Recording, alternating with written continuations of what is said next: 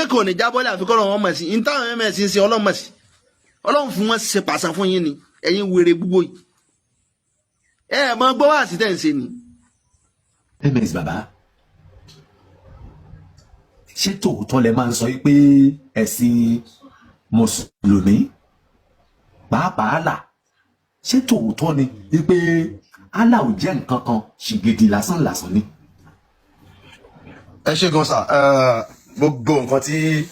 àwọn èèyàn ti gbọ́ lẹ́nu wa pátápátá kò sí irọ́ kankan bẹ́ẹ̀ òdodo ni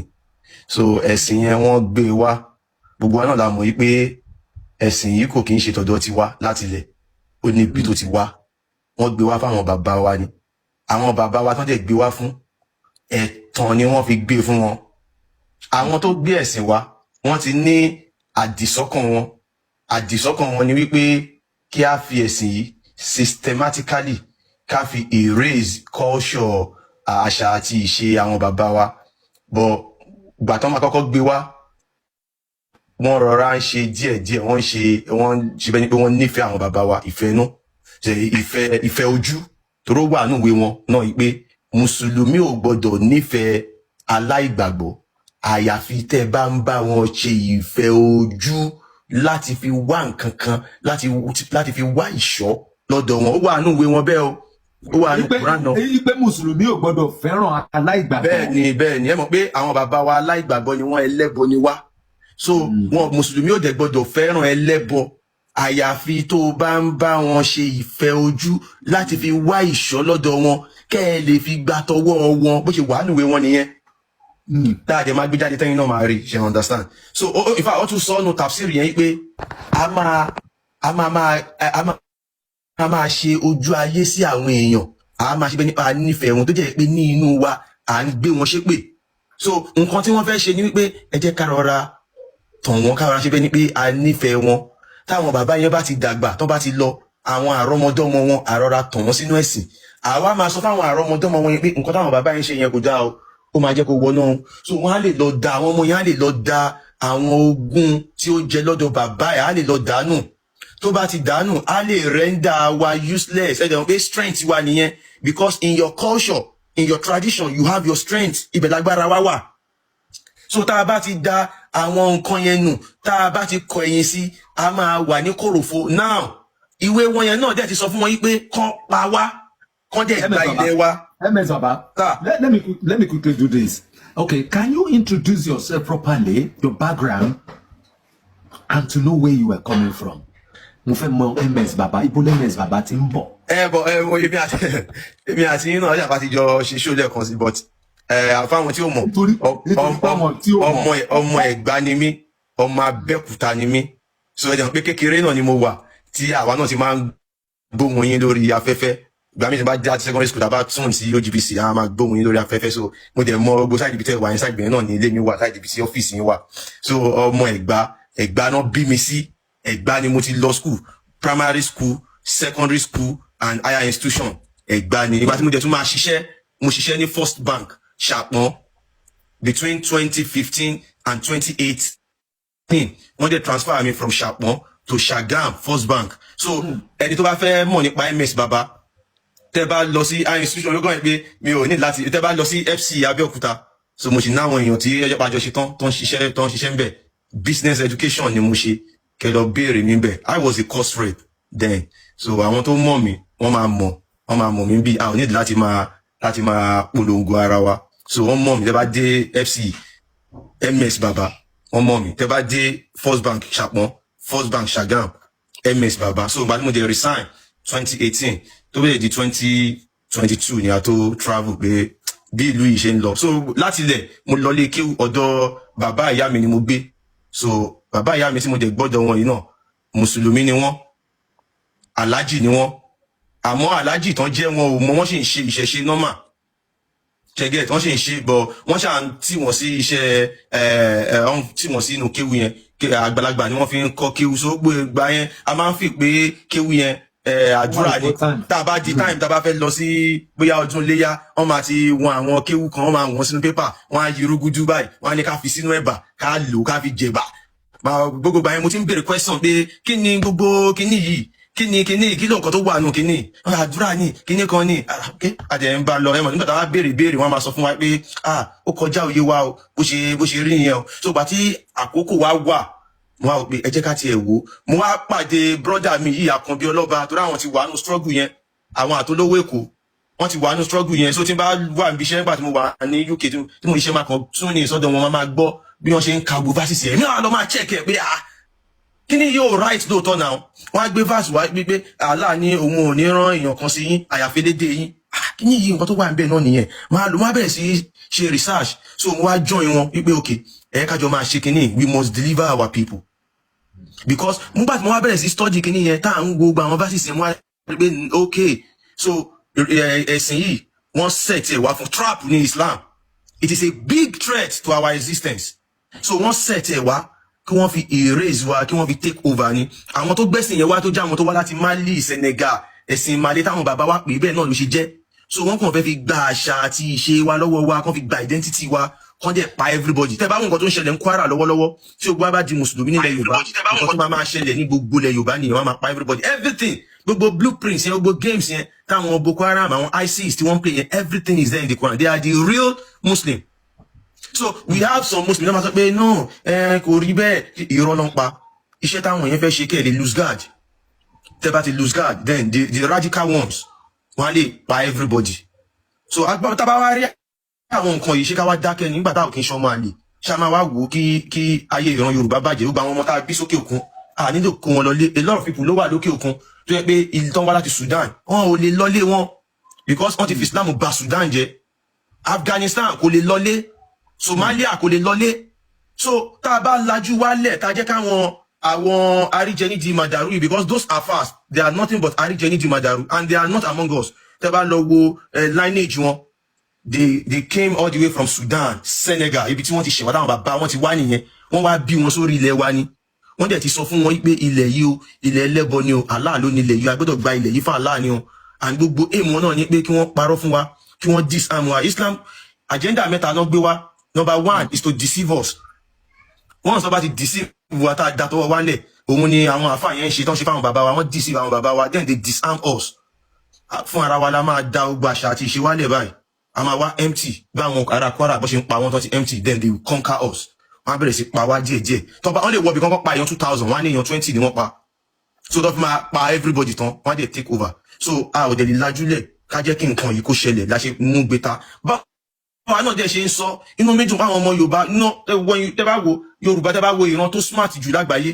Yorùbá wà nù wọn even in Africa Yorùbá is number one. Àwọn èèyàn wá lọ wo nǹkan tá à ń sọ wípé nǹkan táwọn guys yìí ń sọ they are saying it with evidences àdẹ̀ ń bá bẹ́ẹ̀ àwọn ọ̀rọ̀ yìí gan tó bá tẹ́ bá pé Allah yìí ni Ọlọ́run lóòótọ́ no Ọlọ́run ò lè sọ̀rọ̀ yìí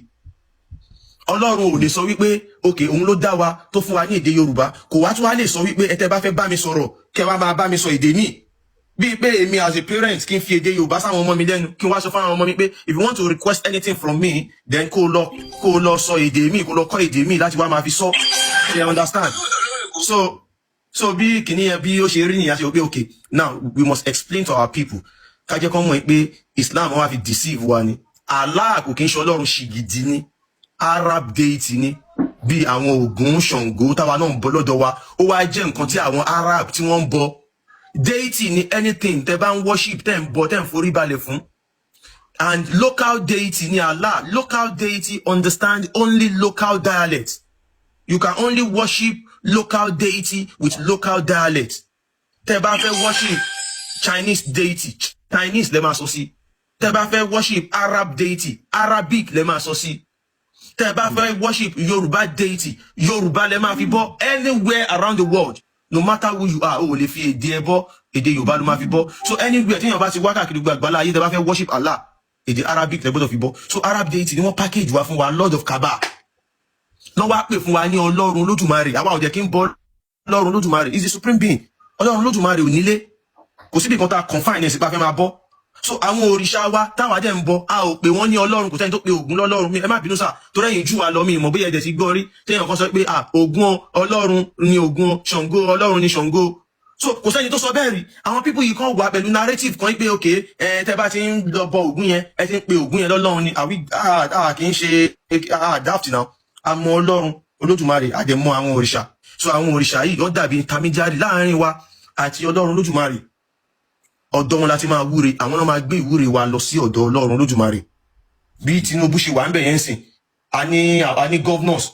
ní 36 states including the FCT. Bá ṣe náwọn governors, a náwọn senators, a náwọn tó wà ní House of Rep, a náwọn chairman local governments, a náwọn tó súnmọ́ wa bí iṣẹ́ ọrùn tá a máa report nǹkan tó ń ṣe wá fún. Tí nǹkan bá ń ṣẹlẹ̀ ládùúgbò wa, we cannot just call on Tinubu straight. A máa report sáwọn tó súnmọ́ wa, àwọn tó súnmọ́ wa ló máa gbé lọ sọ́dọ̀ àwọn tó kàn.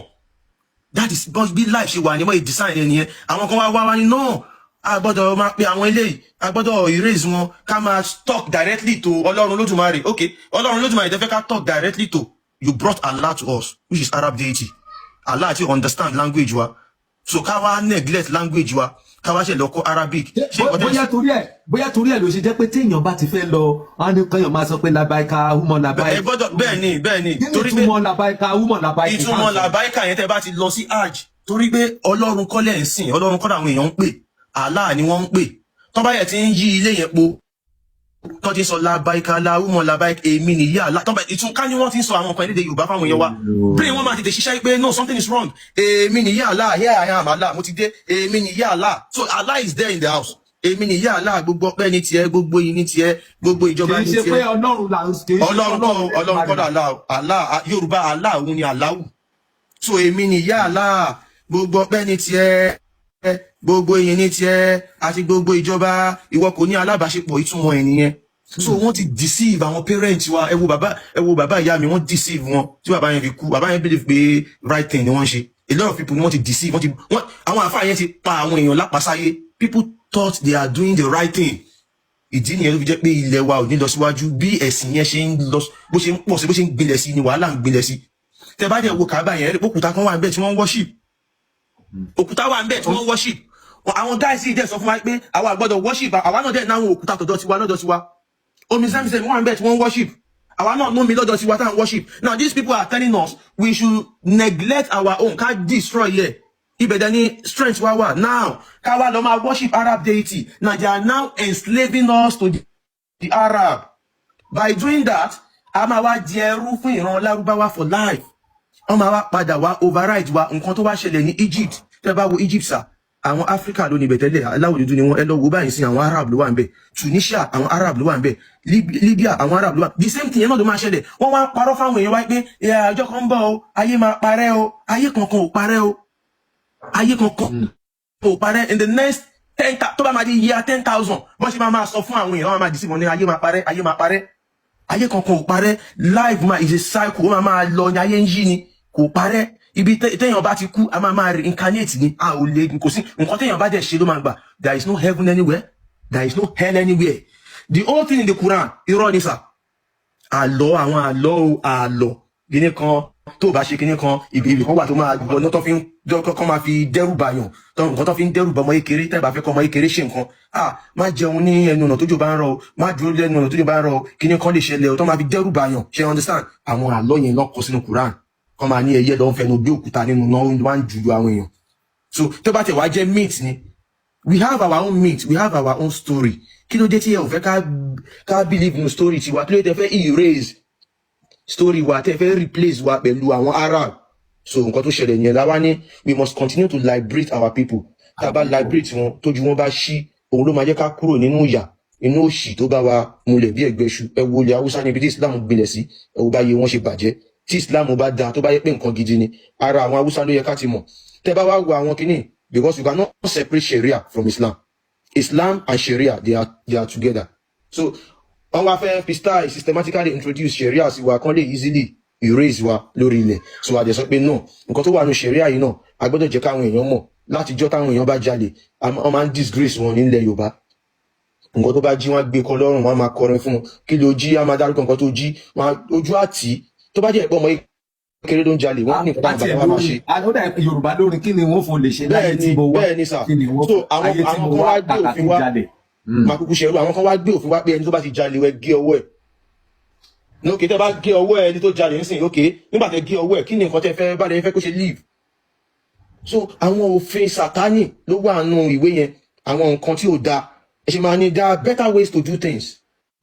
téèyàn kan bá ṣàgbèrè tóbìnrin bá ṣàgbèrè rí mọ́lẹ̀kẹ́ lẹ́ ló kó pa. Ṣé understand lots of things báyẹn ẹni tó bá bú Allah tàbí tó bá bú Muhammadu ẹ pa, ẹni tó bá ń ṣe Islam tó bá náà ń ṣẹ̀sìn Islam mọ̀ ẹ bẹ́ orí ẹ̀. So many things làwọn x-ray fáwọn èèyàn làwọn èèyàn ṣe wọn realize pé okay àwọn nǹkan tẹ̀ ń sọ yìí Ọlọ́run ò lè sọ kò possible ìfẹ́ lọ́lọ́run Olódùmarè náà. Tẹ́ bá dẹ̀ gbónú ìwé yẹn wá kọ ẹ̀yin wá síra wa, bàbá tó bá ti jẹ́ Muslim tọ́mọ ò bá kí ń ṣe Muslim ó sọ fún Muslim pé kò gbọdọ̀ nífẹ̀ẹ́ ni tí ò kí ń ṣe Muslim ó dẹ̀ wà nù ìwé yẹn. ṣé àkọọ́lẹ̀ wà fún tẹ̀sán yẹn. gbogbo àwọn nǹkan tí mò ń sọ yìí ló wà nù ìwé wọn tó yẹ pé ìtẹ́ bá fẹ́ mọ̀ wọ́n á gbé jáde fún yín. ewé kò ní jábọ́lẹ̀ àfikọ́ lọ́wọ́ mọ̀ sí ní táwọn ms ń ṣe Ọlọ́run mọ̀ sí Ọlọ́run fún wọn ṣe pàṣẹ fún yín ni ẹ̀yin wèrè gbogbo yìí mọ gbọ́ wá sí tẹ̀sí ni mọ lọ mọ wo wá sí tẹ̀sí lọ́mọ wo comment section yín wá sí tẹ̀sí tó yẹ pé àwọn èèyàn ọmọ ò gbé irú ẹ̀sìn wo lélẹ́yìí irú ẹ̀sìn wo lẹ̀sìn eléyìí Islam náà ni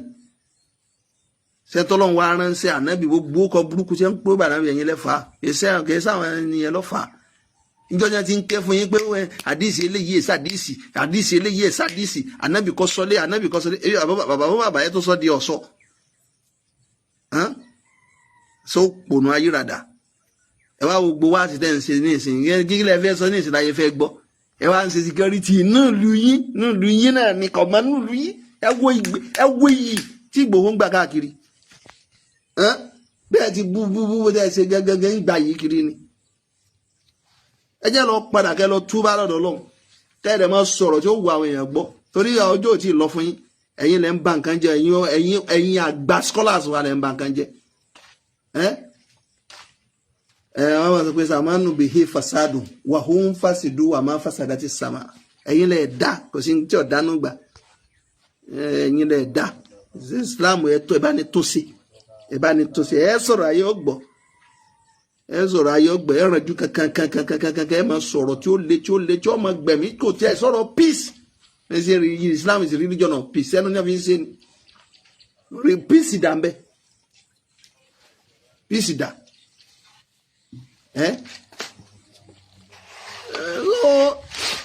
ẹni tó bá tó máa sòdodo ọ̀rọ̀ wọn máa ń yàkúlù akọ yàmútu ẹwọ náà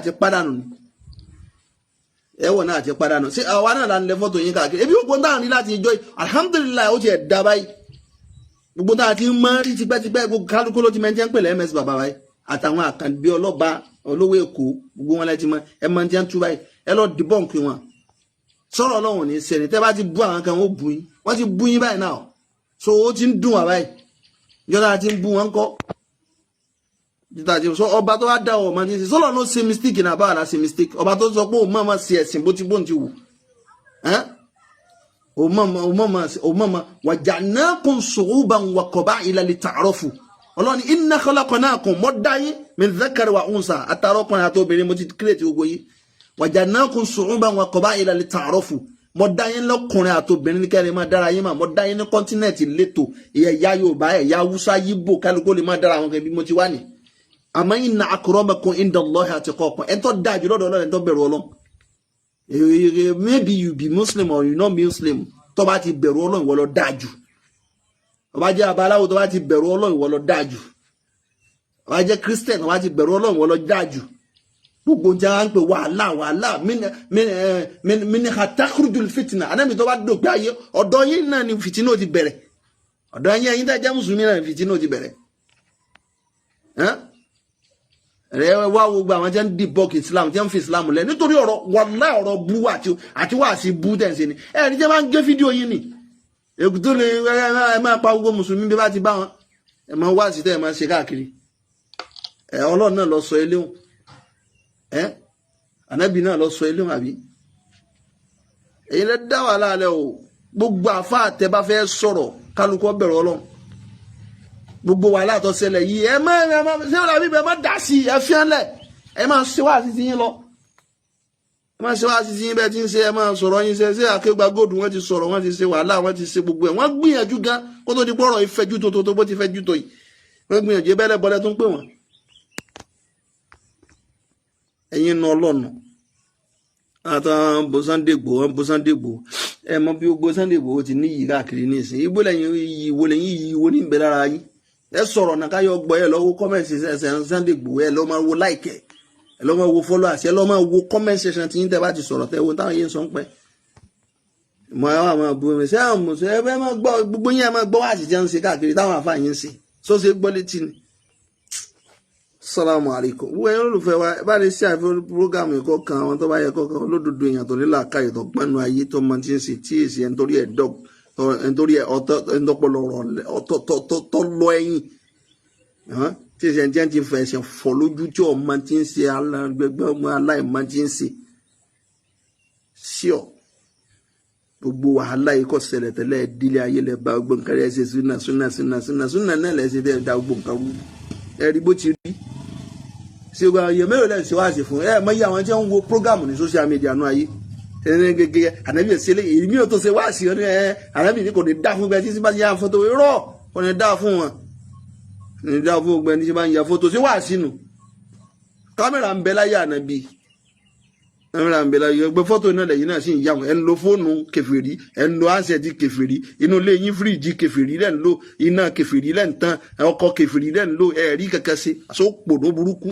ẹ wà nílà kárì gẹ́gẹ́ ní kó lè musawiru fi náà aṣọ ló do àyè bí má ti kátìrà fún yẹn bẹ́ẹ̀ nìyẹn kan lọ́kọ́ ẹ lè dáná ara yín lò sí ọ̀ burúkú Islam ò lè bàjẹ́ abakulaṣọ eégún lẹ́yìn ti wá inú Islam là kù sí ntàwé nítorí sí ń pè Islam yí àwa àlàáfíà náà ń pè ní Islam àwọn sì máa sọ̀rọ̀ àlàáfíà either you like it or not àwọn tí wọ́n ń ṣe Msbaba èmi ò bú wọn o mi ò bàbá àti bá ń bú wọn ọmọ tí ń ṣe ni ìbá yẹ ẹ lọ́wọ́ gbogbo tí mùsùlùmí ẹgbẹ́ yín sọ sí ọ burúkú.